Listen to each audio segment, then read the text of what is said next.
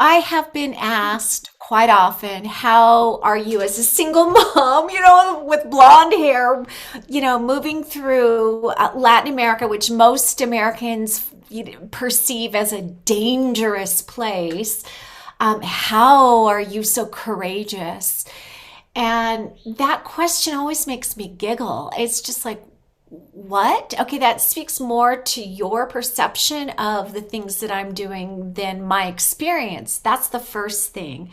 Mm. But the second thing is, sure, you're right. There are times where I feel fear or fearful, but the recognition that fear comes from an internal place, there are really, if you break it down, there are two kinds of fear. There are the fears that come from thoughts, and then there are fears that are actually spark your amygdala, and you go into fight, flight, or freeze response, and that's about a survival mechanism.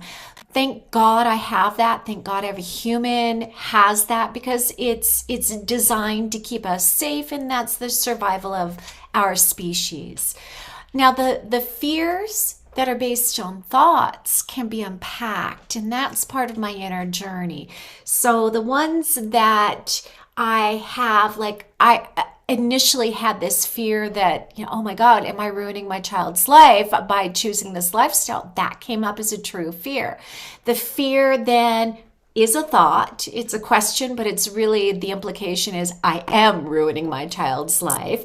And what I really needed to do in those moments was pull it apart using tools. And I'm somebody, and I've mentioned scaffolding before, I need to have scaffolding to help me sort of like move through the plan and understand it through a frame of reference, a framework.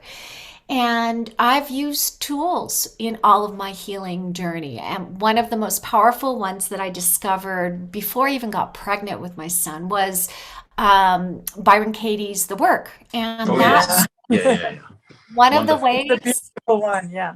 It's so good. It helps you to separate the thought from yourself, and what beliefs are. And a lot of times we believe, if I do this, I'm screwing up my child because it's not conventional. So that could be a foundational belief.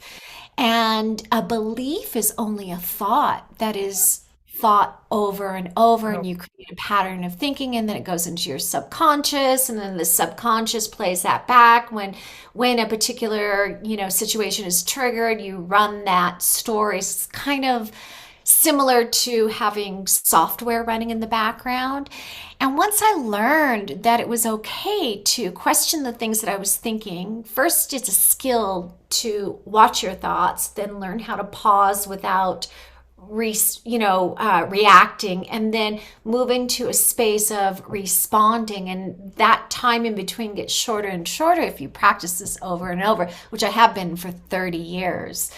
It really helps you to separate kind of the wheat from the chaff. Like, the wheat might be the thing that you're thinking and you believe in that moment, but it's actually just a thought. And the thought can live in your brain. That's fine.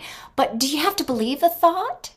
Yes? No? Hey, It's up to and you. maybe And when they're anchored by strong emotions, the anchoring sometimes is really hard to loosen and look at, because emotions really keep us distracted. We're feeling the emotion, we start to believe it, and we haven't had if we haven't had the experience of pulling apart emotions and really recognizing the purpose of emotions, right? Which is to alert us, give us information.